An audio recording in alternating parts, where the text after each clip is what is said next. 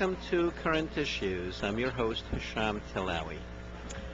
Well, ladies and gentlemen, in the first hour we tried and we have arranged for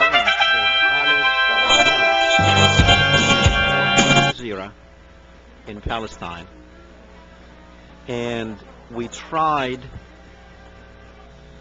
to get him on the show because he wanted to come and talk about what's going on in Al Jazeera, especially the English channel, and also about Al Jazeera Net. And we'll go in details of what he wrote back in September when he was let go from Al Jazeera and why he was let go. Now, we have arranged this about 3 weeks ago. He agreed to come on. I talked to him personally 2 hours before the show, and he was ready to come on the show. I don't know what happened. Now, of course, it is late. He knew it was late because they are 8 hours ahead of us. I don't know if he overslept, which I hope that is the case, and I'll find out and let you know next week.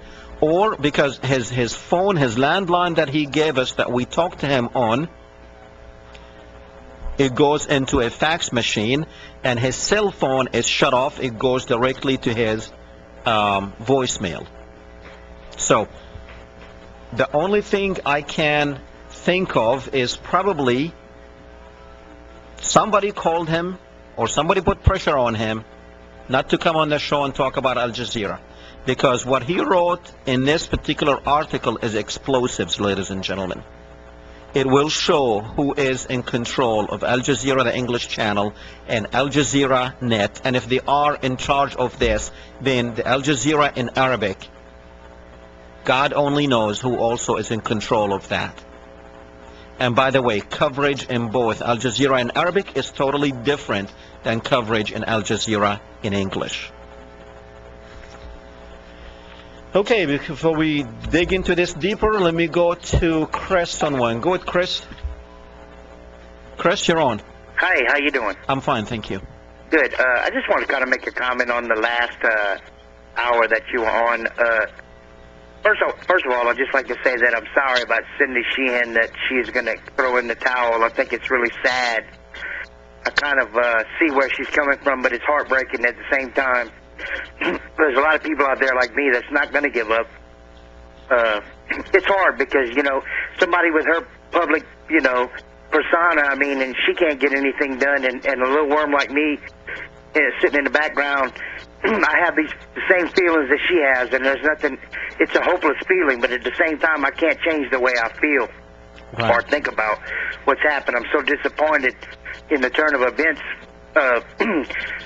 from 2001 on. Yeah, the whole Chris, thing is just so sad, and it's like brainwashed people. I don't know what is going on in this country, man. The spirit of the 60s is dead. A lot of people look back on the 60s and say those kids didn't have a clue, but they did have a clue, and a lot of us are still here.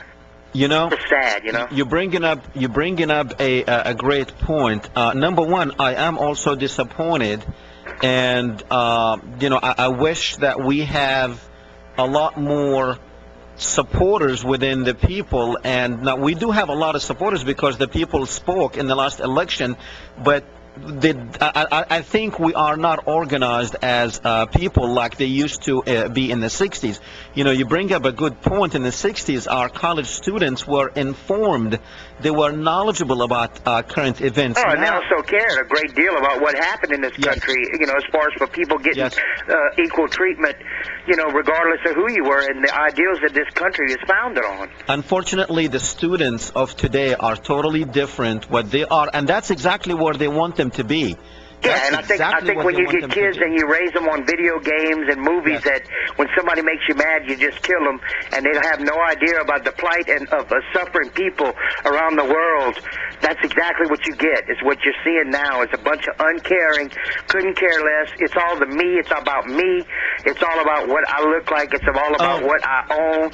It's nothing to do with the foundation of this country. Chris, how do you think most people spent the day yesterday when it was supposed to be a day of mourning and a day of remembrance for those who lost their lives protecting this country, how do you think, or lost their life because they were ordered to go to war, how do you think most people spend the day? Well, half of them were probably riding around on gas they couldn't afford, and the other half was just watching TV and has no idea about Memorial Day and what it really stands for. Probably barbecuing and drinking beer. Right, right. And there's nothing wrong with that. There's a time and a place for everything. But, you know, at the same time, Memorial Day, you know, if you really, I'm 48, so I remember Vietnam vaguely. I remember the 60s because I have older siblings that went through it, and it was, you know, it's just such a different climate now. It's like, it's so sad, man. I hate to say it, and I love this country, but if I had the money, I'd probably move out. Well, for a while, you know? Well, I'm sure you don't really mean that, because we all love this country. You know, it's our country, good or bad. And That's right. It's people like you and I who have to be determined to bring it back to what it once was. Yeah, but I just feel so insignificant, like there's nothing I can do. I mean... Yeah, I believe me, I feel with you. I feel with you. And one other thing I wanted to say is, I just wanted to ask you something. Sure. It just bugs me, man. You don't deny the Holocaust. Do you know that those 6 million, 11 million people were actually killed? You don't believe that? You know, I believe a lot of people died in the millions. I believe a lot of Jews died in the millions. I don't deny the Holocaust. There are 20 million Russians who died. There are 11 million other people, from gypsies to Polish to other people. Right, and you know, my dad was one of the liberators in one of the camps. Yes. And I've seen, you know, you can go and you can see. I mean, there was the Germans, to their detriment, kept meticulous records. So, I mean, they knew exactly how many people were exterminated. Definitely. But, you know, I just hope that you don't deny that. I mean, no, not at all. But you know what I have a problem with? You see, that word, denying the Holocaust, they kind of put it out there. And if you question the Holocaust, then you are a denier of the Holocaust. And what I mean by questioning the numbers, you know, if they were 6 million or 10 million, one time if you go back to the numbers that the Red Cross had put out, it was much, much less, and the numbers were changed. I can't tell you that I believe in the 6 million figure. It could be 5 million, 4 million. Was a lot of people who died. Now, 100 is too many. 1 is too many. Exactly. I do not. But you see, if you even question the number, if you say, okay, can you tell me how you came up with this 6 million figure? I agree with you. A lot of people died, but can you show me where you got this number from? And no one will be able to show you. Well, the archives in Germany, the Germans kept meticulous records. They did. You are right on that. But there's no 6 million figure that you can come up with anywhere. I just question why you even would say, what is the difference of the number of people that died? I'm trying to understand why. Well, it's not really... Are you saying that the Jews are using that as a crutch? Oh, I mean, you have a lot of Jews who basically agree with that statement that you just made. Norman Finkelstein, he was on this show, and he did say, you know, he termed it the Holocaust industry, and this particular thing is being used big time. Now, what is it to me personally?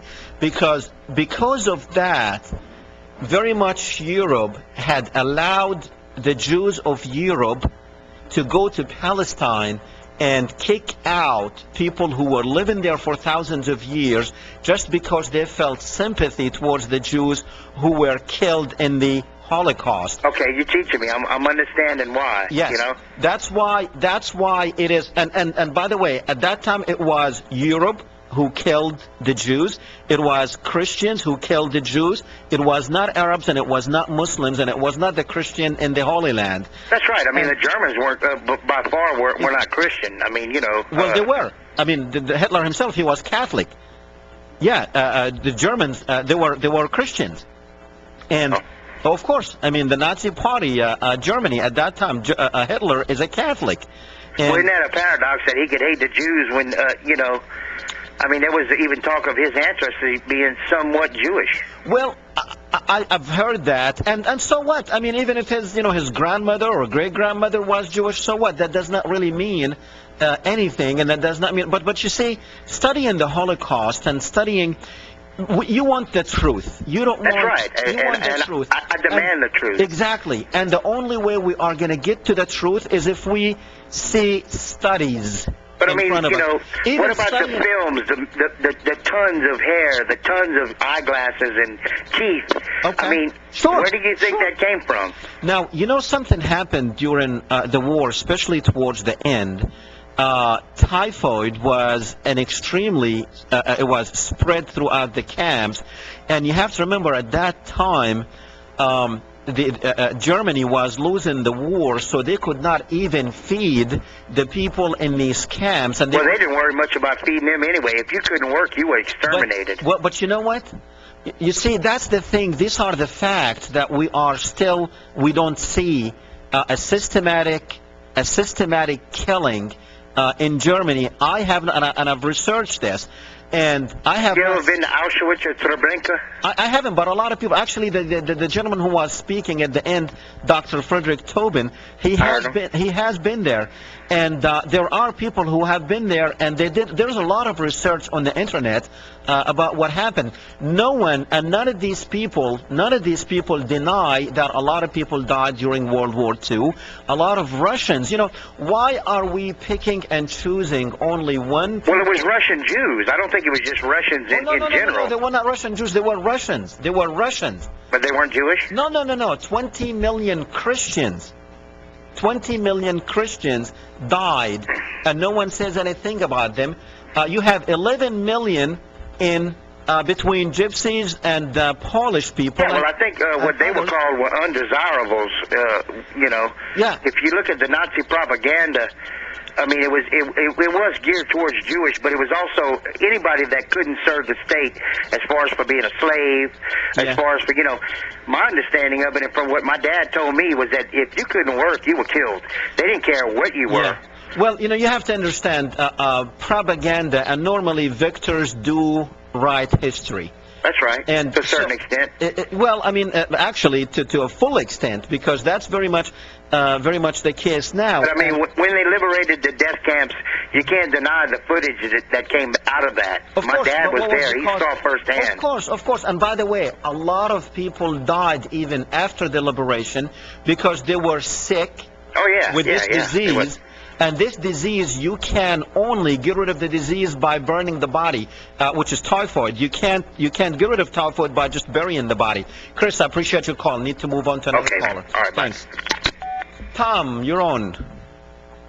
Yeah, hi there. I wanted to mention there's a book, a classic. It's called War is a Racket by Smedley Butler, who was a brigadier general in the U.S. Marine Corps, and he says, I'll quote just briefly, I spent 33 years in the Marines, most of my time being a high-class muscle man for big business, for Wall Street and the bankers. In short, I was a racketeer for capitalism, from War is a Racket. Anyway, this is a classic anti-war book that was written by Smedley Butler after he got out of the Marine Corps. And it talks just about the corporations and all that kind of thing. Anyway, one thing I was concerned about, I was doing some web research on you, and I saw that you had communicated with David Duke. And, yes. And I understand that you're not happy with Israel, just in general, and you talked about the Palestinians being displaced. Okay. And, I'm a Christian American, and what I would like to see is Palestine have a country. And I understand that the Jews, they created Israel out of Palestine, and a lot of people were displaced. And until we resolve that situation, we'll probably never have peace in the Middle East. I kind of like the idea of maybe relocating Israel to Utah or something like that, and maybe we could stop the war in that regard. Hey, that's a good idea. I'm all for it. Well, but I did read that you had communicated with David Duke. If these emails between you and him are authentic, it concerns me because I despise David Duke. Which one are you talking about? Well, you referred to him as your good friend, and I don't remember what the content of the email was, but I got the feeling that you thought of him as a brother or a fellow traveler politically, and I can't remember the content of it, but that was part of the... There is an email out there that is put out by the ADL, the Anti-Defamation League, that they have changed some of the words in my email. Now, if you go to David Duke website, you will read the original email, and you will see what it says in there, and it's not what the ADL version says. Now, I did refer to him as a friend. Anyone I talk to, I refer to him as a friend. The opposite of friend is an enemy, and David Duke is not my enemy. Maybe I do disagree with a lot of what David Duke says, but at the same time, he has the right to say whatever he says, even though maybe you or I or somebody else does not like what he's saying.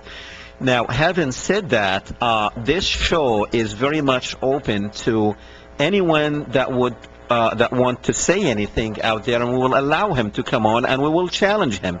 Now, I did challenge David Duke on his thoughts, and he has, as a matter of fact, he's been on the program personally, in person. He was here in the studio.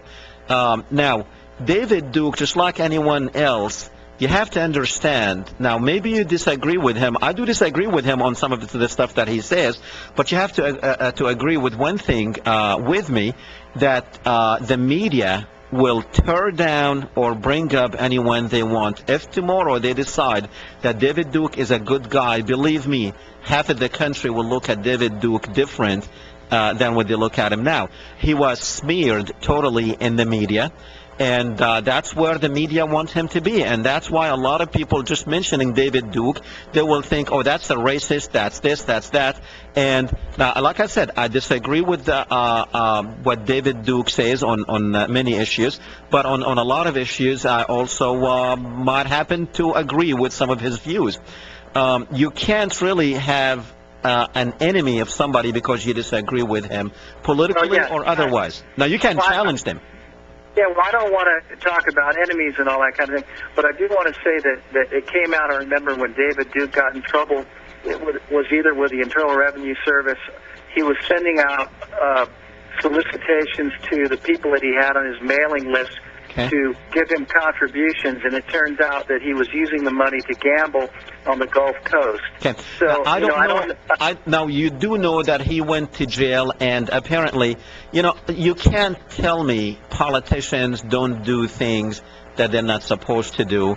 And really, on that one, he's not here to defend himself, but that came up in the interview, I believe, and the man went to jail and paid for it. So okay, I understand that, but I really, honestly, I think he's a phony. Okay, a phony as far as what? Yeah, and the thing about Israel, I understand that Israel, like I said, was created out of Palestine, and the people were displaced, and I think the Palestinians don't get a fair shake in our media. They don't get the advocacy that Israel gets in our country. And I think that, for example, when Jimmy Carter came out with his recent book, he took a lot of heat from Alan Dershowitz and other people when he was speaking at the university. And I think that that's what Carter has tried to do. He's tried to, at least if you compare him to other American politicians, he's trying to have a more even-handed approach to the Middle East. But you get a guy like Duke, and the saying, what is it from the Middle East? If you're an enemy of my enemy, you're my friend. That's what it kind of reminds me of when I think about you having an affiliation with Duke, because I think he's disingenuous. I think he's a blatant anti-Semite.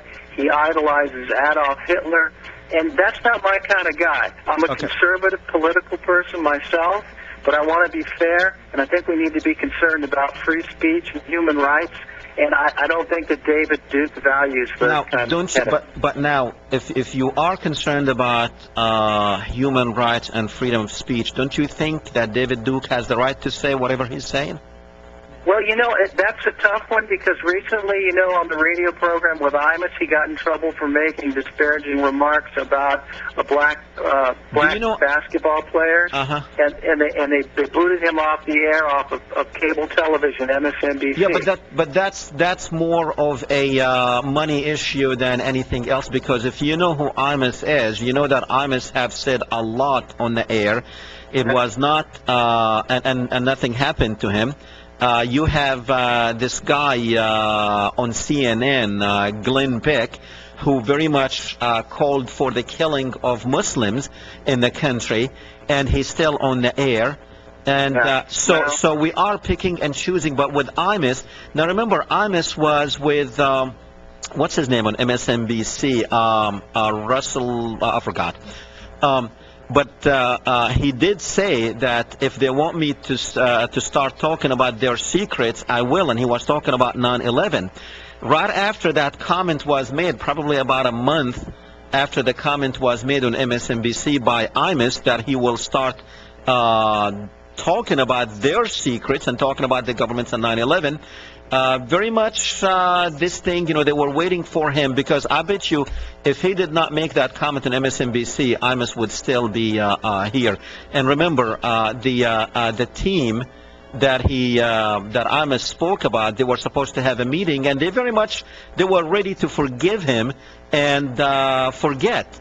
But that was pressure from Al Sharpton and Jesse Jackson. But it doesn't matter if they were able to do that. But what happened is his people the people in control of his show very much started probably the sponsors. The sponsors, etc. Sponsors. And but also they could have really, all he needed to do is apologize, and he did apologize, and he would have been back, and 2 weeks later no one will be talking about this. But Imus was about to talk about 9/11, and they did not want him to talk about 9/11. So in my opinion, what he said on Russett's show, that's what it was. That was Tim Russert on Meet the Press. But look, you know what? Look, I like the idea of talking about 9/11 because I'm reading a book right now about economic Islamism, where the United States backed Saudi Arabia, and they talk about the Muslim Brotherhood, and they talk about how we were using Islam to combat the spread of Russian communism. We wanted to cover the southern flank and things like that. And, politics make strange bedfellows, but now it's coming back to bite us in the ass. But talking about 9/11 is a good thing, because I think quite a few of those hijackers were from Saudi Arabia, and we're tight with Saudi Arabia. Well, and Bush is tight with Saudi Arabia. Right. It goes back, a long ways. Well, when it comes to 9/11 and who the hijackers were and who did what, I really always say, unless we have an independent investigation, we will never know exactly what happened and what took place. Because remember, 2 of those hijackers, one of them was in Morocco not long ago, and Kevin Barrett, Professor Kevin Barrett, who hosts a show on RBN as well as I do. Actually, he comes right after me on Saturdays on RBN. He went to Morocco a couple of weeks ago to very much get this guy who says that, hey, my name was mentioned as one of the hijackers, but I am not. They showed his picture, they showed his name, they even said where he graduated from, the flight school, etc., etc., and he's supposed to be dead. And he said, look, that's me, and I'm still alive. So there are questions about what really took place on 9/11. And I always tell people, look, forget about all these stories, just concentrate on the government story and see if it makes sense. And what the government says, and I always tell everyone, forget about everything else, just concentrate on the time that it took those 2 buildings to fall.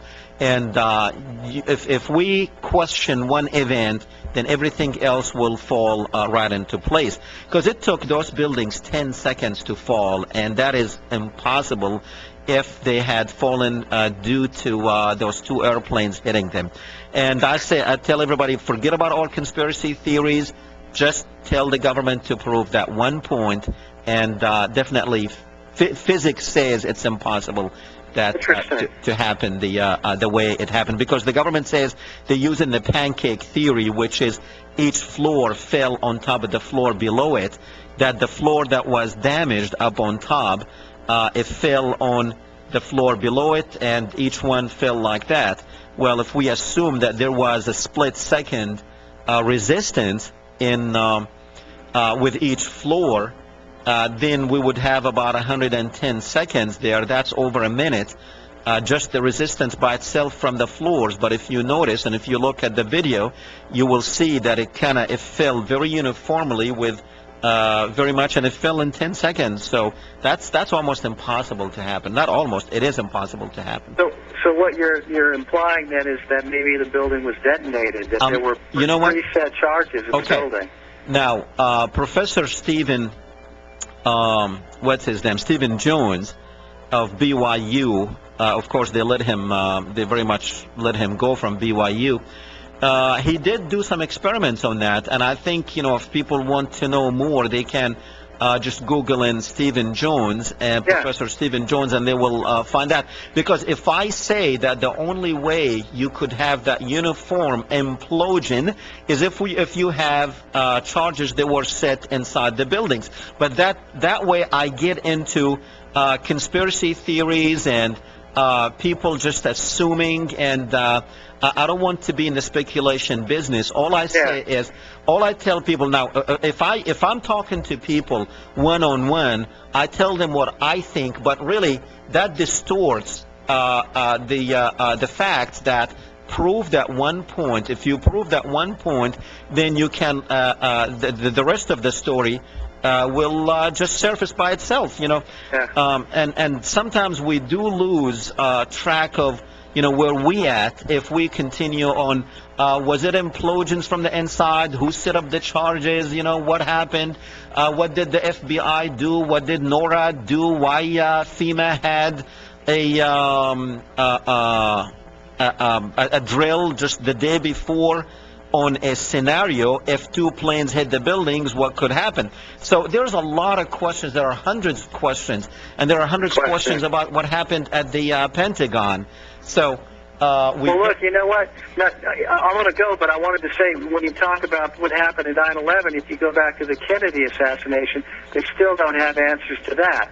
And recently they came out with something, a ballistics expert, with new evidence on the bullets on that, and that was in 1963. We still don't have the answers to that, So well, this 9/11, it'll be a while before if we ever get to the truth. There's a good book by Michael Collins Piper out there about the JFK assassination, and JFK, very much remember, he was the first and probably only Catholic president that we had, but he very much opposed the Israelis' nuclear program, and he was about to basically cut it off completely. And but there's a lot of information in Michael's book that makes you start wondering, what happened? What's your last name? What's his last name? Michael Collins Piper. Piper. Good. Well, thank you very much. Appreciate it, Tom. Thanks. Have a good night. You too. Thank you. Okay. The caller mentioned, let's go back to 9/11 just for a second. We talked a lot about it. Oh, I'll tell you what, I have Ray on 3. So let's go to Ray. Go ahead, Ray. Yes, you mentioned a moment ago the government asked one question. Here's another question that you might ask. Okay. I have searched for about 5 years for the actual film of the FEMA representative making the statement that was shown one time on national television and then it was pulled. If you will Google, not Google, but just go on YouTube.com and punch up on the bottom where it says search, punch up FEMA 9/11, you will see the actual FEMA representative in a FEMA uniform with FEMA and his name. When asked, how come you people got there so early on Tuesday morning, he said, well, actually, we arrived last night. Right. So while you're asking them questions, ask them why did they arrive on Monday night when the explosion did not take place until Tuesday morning? Well, Ray, what you're saying is it does support what we're saying, which is basically FEMA had a drill scheduled the day before and the day of the attack on the scenario that what happens if planes hit the World Trade Center. That was their scenario that they were training for. It's not, by the way, they're not, no one is denying that FEMA was there. No one is denying that Rudy Giuliani was involved in that particular drill, and he was in the operation room, which was in the building in building 7 that actually was destroyed. So, but you see, these are a lot of questions, And also you can question how could the BBC reporter was talking about Building 7 as had fallen in the past tense when the building was still behind her, and you can see before the interview that the building started to fall. So it's, there are too many questions, but I say let's not talk about 9/11 unless we have an independent, and by the way, we cannot have an independent investigation as long as we have those two parties in power and as long as we have the system as it is right now. Well, here's another fact that you might add, too. The man who owns the buildings was on film, and he stated, and you can see it also on YouTube. Pull it. He told him to pull it. Yes, he said they decided to pull it. And when they pulled it, it fell so fast that demolition experts have testified that it would take at least 8 hours to set that explosion up. And they did it in a matter of seconds, as you know. So Definitely. A couple of questions I'd like to ask. I don't know. I wasn't there. But I would like to have the answer to those questions. But Ray, if we concentrate on one question and say, government, answer this for us, then all other questions going to have to come up in court.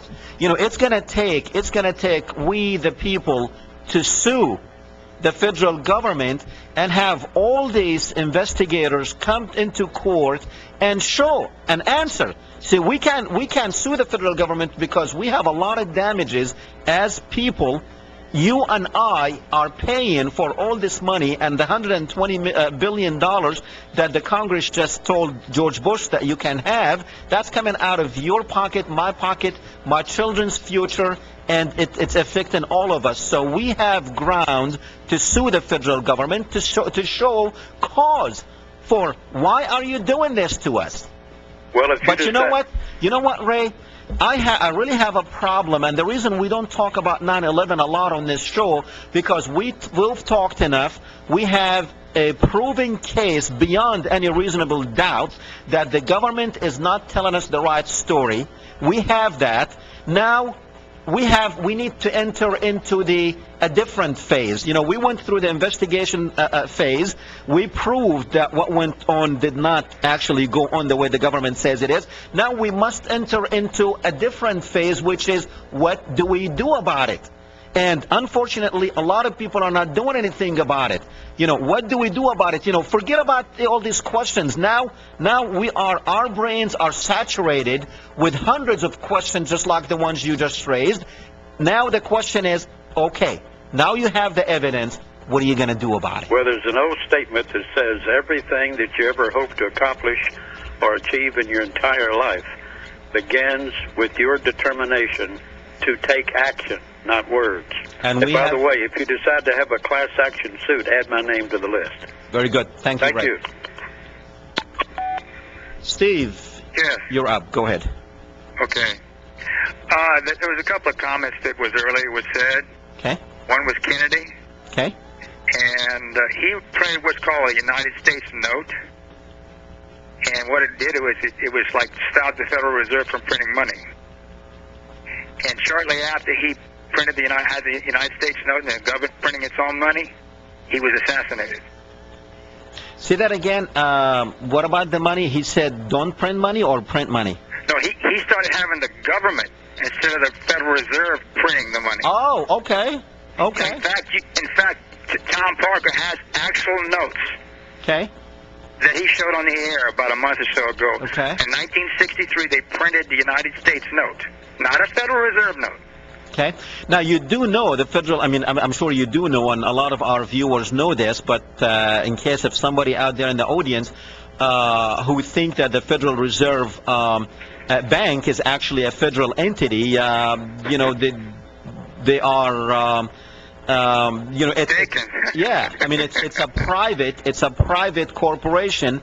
It started back in 1908 in Jekyll Island, where 13 Jewish families who at that time had the money, they very much started the Federal Reserve Bank, and in 1911 they had the Congress to issue the Federal Reserve Bank Act of 1911 that very much gave them a free hand in printing as much as many dollars as they want, and basically it costs them just the paper they are printing it on. Yeah, it's 4 cents no matter what denomination. Right, exactly. Exactly. Aaron Russo's Freedom to Fascism. Freedom of fascism, yes. Fascism covers that area. Yes. You know, with all about the Federal Reserve, and it's basically there's a video you can watch, which Alex Jones interviews Aaron Russo. It's about an hour and 9 minutes long, and he discusses the basics behind that. And when he did, in that particular video, he has a friend, and the friend's name is Nick Rockefeller. Mm-hmm. And Nick Rockefeller told him 11 months before 9/11 that it was going to happen. It's an actual person going ahead of time and telling someone else about this. Now, he didn't say it specifically, but he said there's an event that's going to happen. And he says then they're going to invade Afghanistan, then they're going to invade Iraq, and then they're going to also do Venezuela. And there's also they talked about the fields in Afghanistan and passing that pipeline through Afghanistan. Right, right. I agree with you. Thanks, Steve. Well, one other thing. Sure. Well, I think that was it. Okay, that's cool. All right, thanks. All right. Freedom, you're up. Yes, Dr. Tillawi. How you doing? Look, since you have the benefit of a talk show plus internet exposure on your radio show, look, I just want to ask you something. For people like myself and Ray Green and whatnot, the guy from FEMA who was on Dan Rather's show being interviewed on September the 13th, 2001, I have the tape here of the interview. His name was Tom Feeney, Tomfenney, and he was the head of the Urban Search and Rescue, okay, of FEMA. Now, hopefully, he may still be employed by FEMA, and you may be able to call up FEMA and try to get him as a guest. Yeah, sure. On your television show here. Definitely. And maybe people like Mark Pope, who comes on after you, who always complain about you and Tom Park and people like myself, my radio show, talking about 9/11. Maybe you could get it out of Tom Feeney's mouth why they were there the night before. Well, I 9/11. But you know what, Freedom? I doubt if even the director of FEMA knew why they were there. You know, FEMA does drills all over the country, and that drill was planned a long time ago. The scenario was if planes hit the World Trade Center, how should we react? And they were very much training for it. Hold it, Dr. Tillawi, you seem to forget that Condoleezza Rice said that there was no way she thought a plane could hit the building, even after Bin Laden's, the PDB came out, Bin Laden determined to strike in the USA. If Condoleezza Rice didn't believe it as the National Security Advisor, why would FEMA then undertake such some kind of mission as that, unless there was some type of pre-knowledge that was going to happen? Now, you do know that on July 7 of last year, during the London bombings, the equivalent of FEMA in London or in England, they were having the same type of drill that if a bomb goes off in the tube or the subway. So it's like the same scenario took place over there, that their FEMA, well, it's not called FEMA, but their emergency whatever, they were having a drill that same day when the bombs went off. But Dr. Tillawi, if you could get Tom Feeney on your show, maybe you could also ask him what was Marvin Bush's. He was head of security, of the World Trade Center, George Bush's little brother. But you could ask him, what did their security contract, what was that all about? Right. Were they under the purview of Marvin Bush and his security group? Maybe you could ask him things like that. But you know what, Freedom? For what? For what? We know 9/11 did not happen the way the government says. We don't need to hear from anyone else. We need to move to the next phase.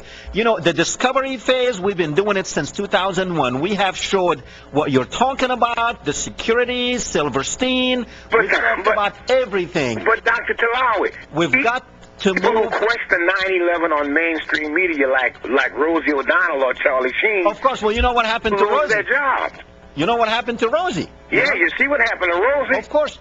You see, but because Rosie does not have enough people on the streets, you know, if when Rosie left ABC, if you had thousands of people to hit the streets, it would have been a different story, but you did not have anyone to hit the streets. But now, Dr. Tillawi, Bill O'Reilly on his show tonight just threatened Charlie Sheen if he narrates the movie Loose Change.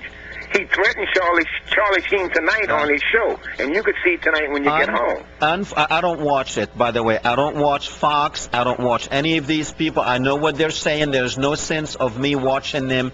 I'm not going to waste my time. Okay, but well, let me ask you this. Could you please then maybe call FEMA and see if Mr. Tom Feeney, the head of Urban Search and Rescue, would appear on your show with you? Tell us you know what? Next week what they say. Okay, now we'll do that, but what the point I'm making is it doesn't really matter at this point what anyone says. We already know the truth. Now we need to move as people. We need to move into the next phase, and the next phase, it needs to be an independent investigation of what happened on 9/11. Bring criminal charges to people, no matter who. No immunity in this thing, none whatsoever. It doesn't matter what your position in this country. Bring them to court and have everything come out in court. Everything you're talking about.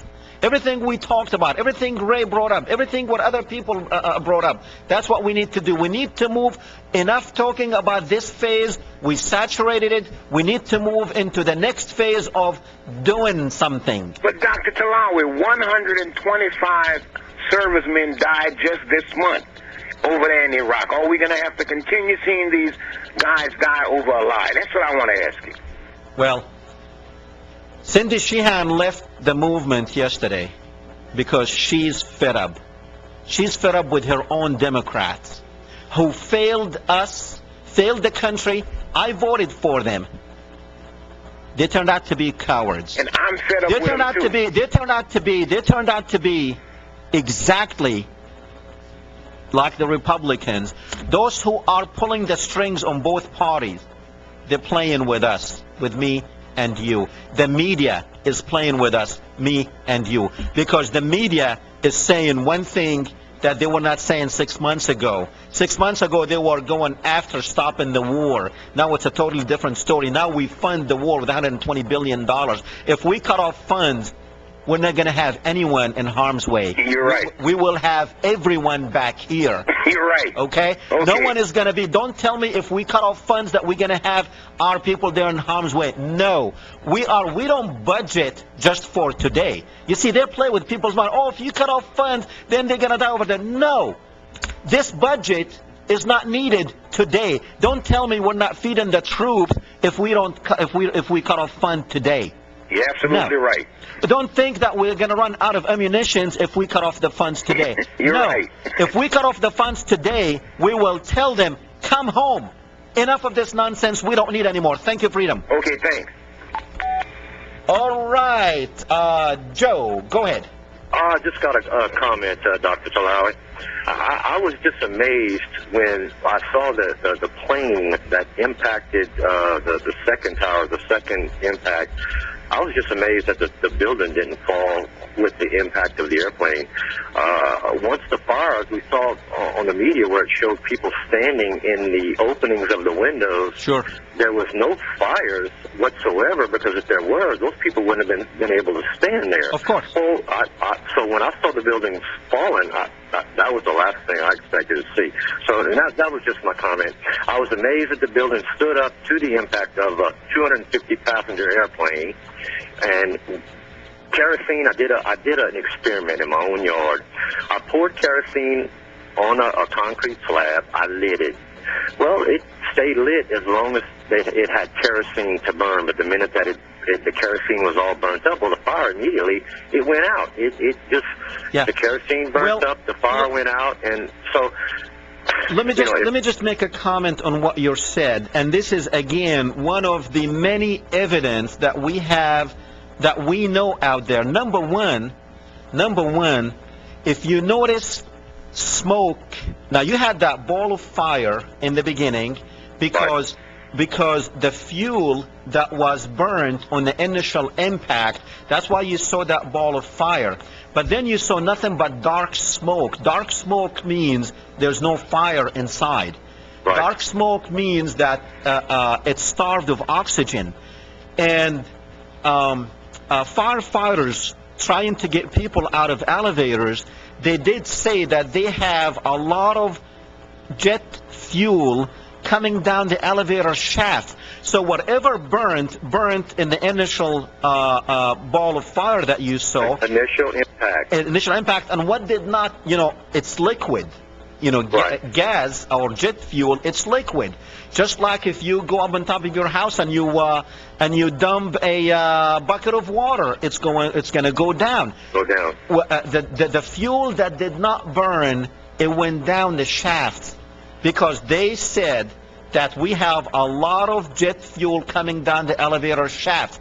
And also, if these people that you talked about were able to withstand the heat in those buildings, and they were still standing there as the buildings fell, how could these people still be alive and the building gave away?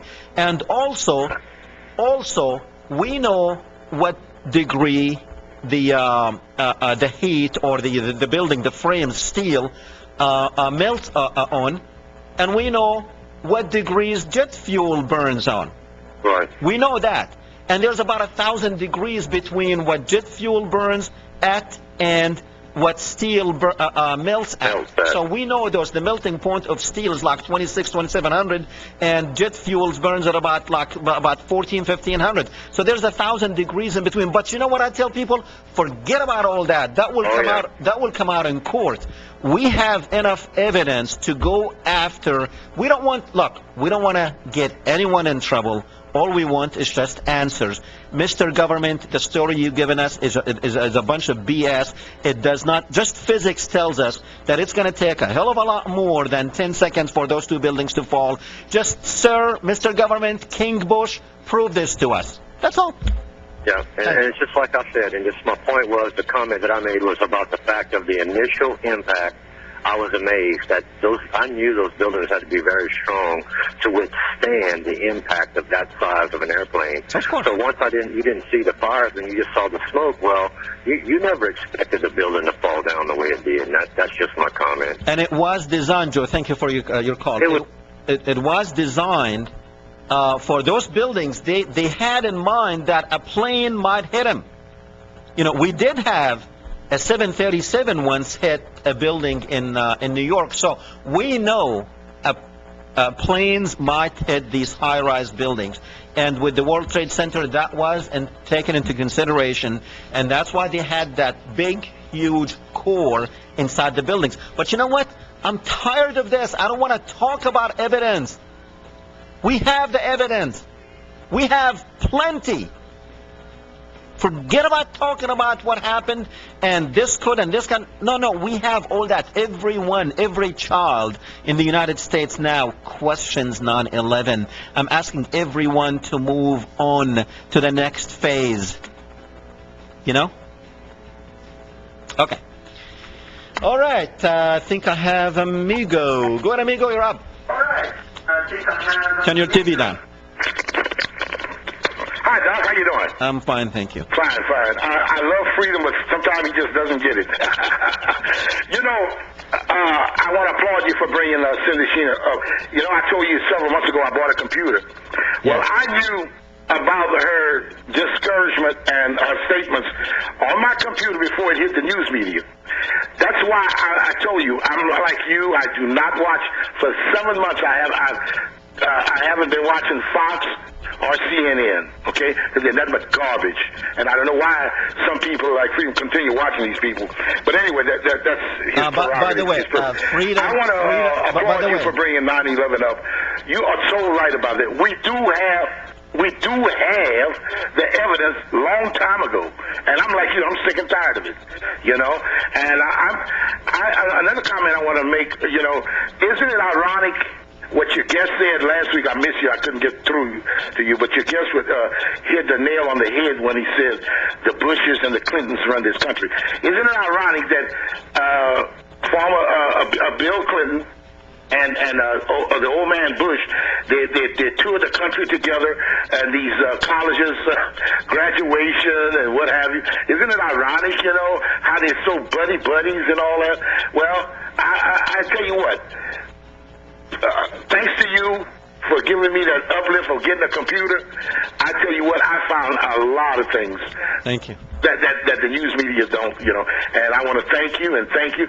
Sometimes when I don't call you, I'm so off into that computer for hours until 2 and 3 o'clock in the morning, you know. And it's like a torrent for me, you know. So much information, like you said. Yes. But you are right. I'm like you. I'm frustrated. And by the way, last but not least, I've been an independent, registered independent voter for about 39 years, thanks to a friend of mine in Baton Rouge, a lawyer, that is, and what have you. But you know what, the hurting part about it, I'm 58 years old. In my lifetime, and probably yours, maybe our kids, though, we'll never see an independent president be elected in this country. That's true. Thank you. You know, that's the hurting part about it, and not in our lifetime. Thanks, amigo. But that's what I am, an independent. Doc, again, God bless you and your family, and thank you for every week that you bring the real news to people like us. And I appreciate you and I applaud you. God bless you and your family. Thank you. Thank you. Thank you for the call, and thank you for the kind comments. And you know, Freedom got it. You know, he knows exactly what's going on. He's one of the few people that I know that really knows exactly what he's talking about. And also, you know, this is the thing is I'm frustrated, and but I'm not stopping, and I will continue with this, bringing you the truth and talking to you about the truth. But it's your turn now. You know, when Cindy Sheehan said, it's up to you, America, and it is up to you. You either become people under a dictatorship, and that's what it sounds like we will be headed towards, or and sometimes, you know, if you wait too late, you're not going to be able to do anything about it. Right now you can, and I think right now probably the best thing we can do is question the fact that we do need an independent inquiry to 9/11, because 9/11 will solve a lot of our problems. The truth will set us free. And we did not have the commission, the 9/11 commission, 5 Republicans, 5 Democrats, who basically agreed on don't blame me, I won't blame you. And that's very much what they had. Again, Khalid Amira, I don't know what happened to him. He was supposed to be my guest in the first hour. I talked to him 2 hours before the show, and he was ready to go. We could not get hold of him.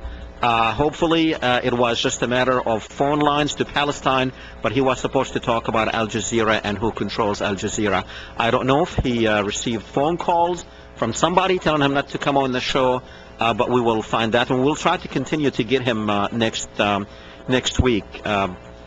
That is definitely, because it's important that we know Al Jazeera. A lot of people talk about it. We need to know the truth about Al Jazeera, who's controlling it. Because according to Khalid, who wrote an article, it is run by pro-Israel, pro-Zionist way at the top. Hopefully we will continue with this next week, and hopefully we'll get Khalid next week. We will definitely try. At least we will see exactly what happened to him and why he did not come on the show after it was arranged and after we talked to him 2 hours before. But anyhow, the only thing you can do is get out there and try to do something about it. Talk to your neighbors, talk to your people at church. You need the truth. It is you and I, ladies and gentlemen. That's it. It is you and I. Forget about the media, forget about our politicians, because our politicians are not doing anything. They are all in it together. The media, the politicians, the bankers, the corporates. It's just you and I. And that's what we're going to have to do, is figure out something. Get out there in the streets with your pots and pans and just do it. See you next week. Good night.